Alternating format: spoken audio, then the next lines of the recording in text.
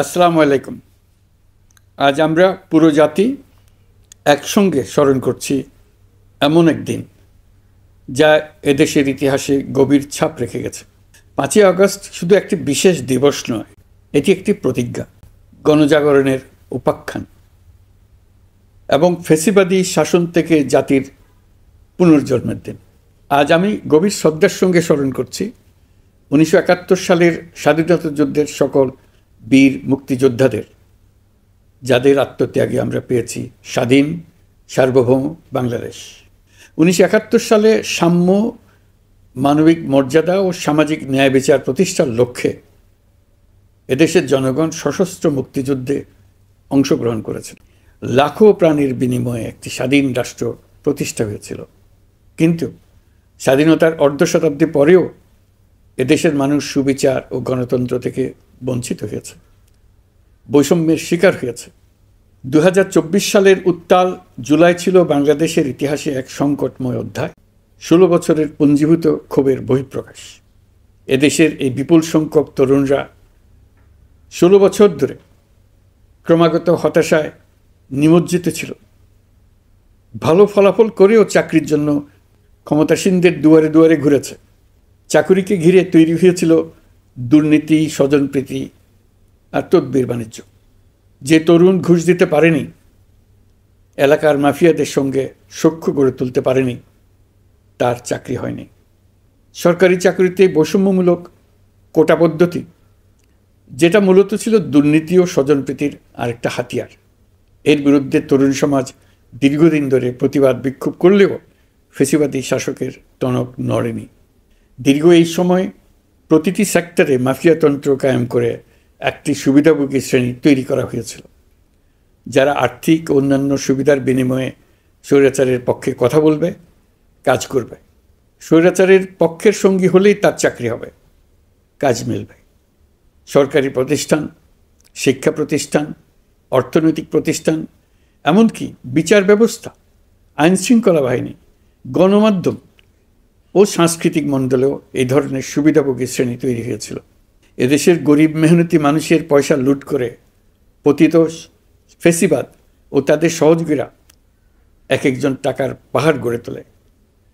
সীমাহীন দুর্নীতির কবলে পড়ে অর্থনীতি ভেঙে পড়ে। এই দেড় যুগে প্রতিটি ন্যায্য দাবি, প্রতিবাদ, বিক্ষোভ চলাকালে পুলিশের পাশাপাশি দলীয় সন্ত্রাসীরা অস্ত্র হাতে আন্দোলনকারীদের পিটিয়েছে। গত 16 বছরে যারাই সরকারের সমালোচনা করেছে, নাগরিকদের অধিকারের পক্ষে কথা বলেছে, তাদেরকে গ্রেফতার অথবা গুম করা হয়েছে।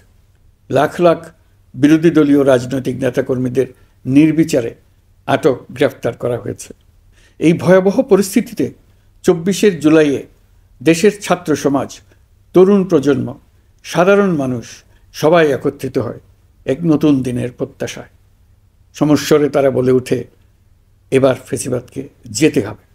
তবু দেশের মানুষের বুকে গুলি চালিয়ে শেষ পর্যন্ত ক্ষমতা আঁকড়ে ধরে রাখতে চেয়েছিল ফ্যাসিবাদী সরকার। তারা নির্বিচারে গুলি করেছে, গ্রেপ্তার করেছে, ইন্টারনেট বন্ধ করে হত্যাকাণ্ডের তথ্য লুকাতে চেয়েছে। রাতের অন্ধকারে এলাকায় এলাকায় অভিযান চালিয়ে ছাত্রদের আটক করেছে। গুলিবিদ্ধ আহতদের তারা হাসপাতালে চিকিৎসা নিতে দেয়নি। হাসপাতালগুলোকে নির্দেশ দেওয়া হয়েছিল যেন আহতদের ভর্তি না করা হয়। এ কারণে বহু মানুষ চিকিৎসা না পেয়ে চিরতরে দৃষ্টি হারিয়েছে, পঙ্গু হয়েছে। আজ জুলাই গণ অভ্যুত্থান দিবসে আমি জাতির সূর্য সন্তান জুলাই শহীদদের গভীর শ্রদ্ধার সঙ্গে স্মরণ করছি, তাদের আত্মার মাগফেরাত কামনা করছি। জুলাইয়ে যারা আহত হয়েছেন, চিরতরে পঙ্গু হয়েছেন, দৃষ্টি হারিয়েছেন, জাতির পক্ষ থেকে আমি তাদের প্রতি শ্রদ্ধা ও কৃতজ্ঞতা জানাচ্ছি। এই জাতি আপনাদের কাছে চিরকৃতজ্ঞ থাকবে। গত বছর ডিসেম্বর মাসে জুলাই গণ অভ্যুত্থানে শহীদ পরিবার ও আহতদের কল্যাণ ও যাবতীয় বিষয়াদির প্রশাসনিক দায়িত্ব মুক্তিযুদ্ধ বিষয়ক মন্ত্রণালয়ের উপর ন্যস্ত করা হয়েছে।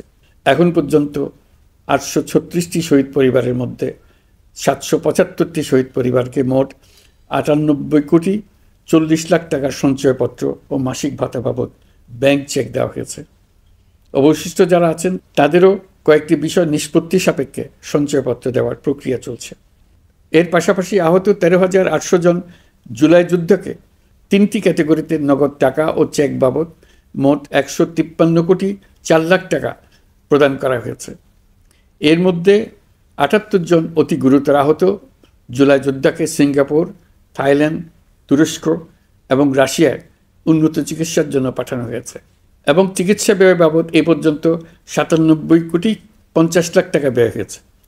জেলা উপজেলা পর্যায়ে সকল সরকারি হাসপাতাল বা ক্লিনিক বা স্বাস্থ্যকেন্দ্র, মেডিকেল কলেজ হাসপাতাল এবং সরকার কর্তৃক নির্ধারিত বিশেষায়িত হাসপাতালগুলোতে সকল শ্রেণীর আহত জুলাই যোদ্ধাদের অগ্রাধিকার ভিত্তিতে বিনামূল্যে চিকিৎসা সেবা দেওয়ার সিদ্ধান্ত হয়েছে।